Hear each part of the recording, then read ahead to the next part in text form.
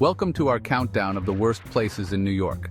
Look, I love this city. You love this city. Even Taylor Swift, with her aggressively upbeat "Welcome to New York," probably loves this city. But let's be honest, some places, even in the city that never sleeps, should probably just stay asleep. Whether you're a local or a tourist, these are the spots you might want to avoid. Think of it like a travel advisory, but for your sanity. We're talking about places where the pigeons actively judge you, where the smell of hot garbage mixes harmoniously with the scent of desperation, where finding a decent bagel is a Herculean task. You know, the real New York experience. So buckle up, grab a New York slice that hopefully isn't from one of these locations, and let's dive into the underbelly of the Big Apple. Times Square. The crossroads of the world, they call it. And they're right. If by crossroads you mean a cacophony of flashing lights, overpriced chain restaurants, and tourists who haven't quite mastered the art of walking and looking at their phones simultaneously. Look at this place. It's like someone vomited a Las Vegas casino onto a traffic jam. You got your Elmos trying to hustle you for a photo, your knockoff handbag salesman lurking in every doorway, and don't even get me started on the costume superheroes. Let's be honest, if Batman needed to raise bail money, he wouldn't be caught dead in this version of Gotham. And the crowds. Oh, the crowds. It's like trying to navigate a mosh pit during a Black Friday sale. You're constantly being jostled, shoved, and stepped on, and the only thing you can do is smile weakly and pretend you enjoy smelling like a stranger's armpit. And for what? A glimpse of the ball drop on New Year's Eve? Honestly, you'd have more fun locking yourself in a bathroom with a bottle of champagne and watching the countdown on your phone. Seriously, if you're looking for a genuine New York experience, Times Square is the last place you want to be. It's a sensory overload in the worst possible way, a monument to capitalism's insatiable need to sell you overpriced souvenirs. Welcome to Penn Station, a place that makes Dante's Inferno look like a day at the beach. This, my friends, is not a train station. It's a labyrinth designed by a sadist who's really into fluorescent lighting and the smell of stale Auntie Anne's pretzels. You know how people say, it's about the journey, not the destination?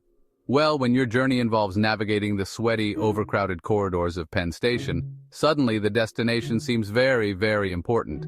You're constantly dodging luggage, sprinting for trains that may or may not exist, and praying that you don't accidentally make eye contact with whatever eldritch horror decided to make the bathroom floor its home. And let's not forget the constant construction. It's like they're trying to rebuild the station while it's still in use, which, let's be honest, is a pretty accurate metaphor for how this city operates. Honestly, the only thing that could make Penn Station worse is if they started piping in the sound of nails on a chalkboard and replaced all the seats with those spiky, medieval torture devices. So, if you find yourself having to travel through Penn Station, my advice is this: pack light, wear comfortable shoes, and maybe invest in a good therapist. You're going to need it. Chapter 3. Port Authority, Bus Terminal. Abandon all hope, ye who enter here. Port Authority, the place where dreams go to die and luggage goes to get lost forever. This, my friends, is not a bus terminal. It's a concrete jungle, and I'm not talking about the city kind where you can get a decent bagel at 3 a.m. The air is thick with the smell of exhaust fumes, desperation, and that weird, vaguely chemical odor that permeates every bus station in America. You've got your usual cast of characters: weary travelers, lost tourists, and that one guy who's definitely smuggling something in his oversized duffel bag. And the noise. Oh, the sweet, sweet noise. It's like a symphony of honking horns, screeching brakes, and that one guy who insists on having a very loud, very personal conversation on his Bluetooth headset. Now, I know what you're thinking. Mike, it can't be that bad. Oh, my sweet summer child, it can be so much worse. Imagine, if you will, a place where the bathrooms are perpetually flooded, the announcements are completely unintelligible, and finding your bus is like trying to solve a Rubik's Cube while blindfolded and riding a unicycle. So if you find yourself at Port Authority, I suggest you do what I do. Close your eyes, take a deep breath, and pretend you're on a tropical beach. It's not much, but it's the best you're gonna get. Chapter 4, the Bronx River Parkway, where patience goes to die in a traffic jam, the Bronx River Parkway. A scenic drive along a picturesque waterway, they said. It'll be relaxing, they said.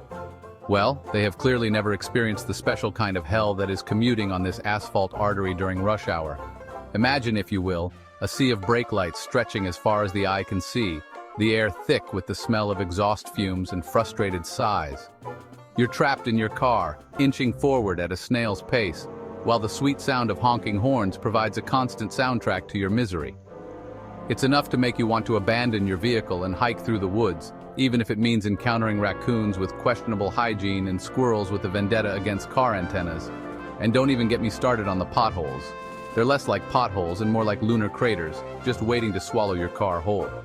You're dodging them left and right, playing a real-life game of Mario Kart.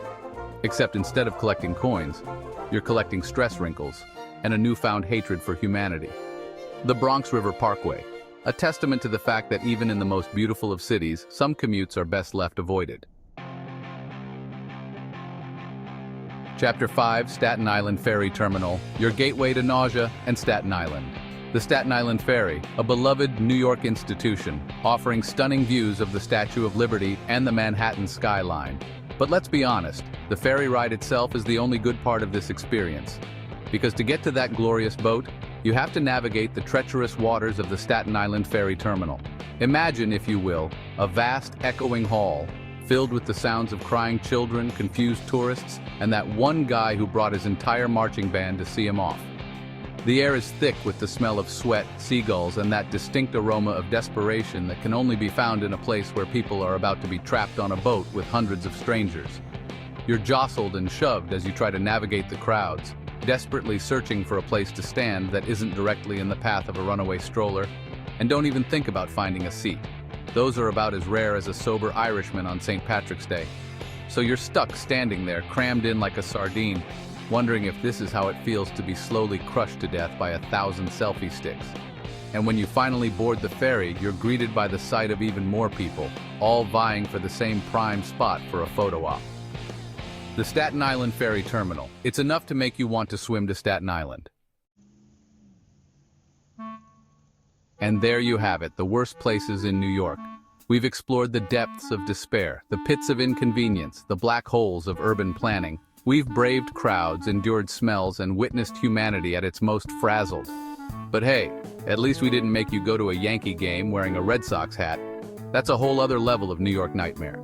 So the next time you're in the Big Apple, remember our warnings. Stay safe, choose your destinations wisely, and maybe just stay in your hotel room and order room service. It's probably for the best.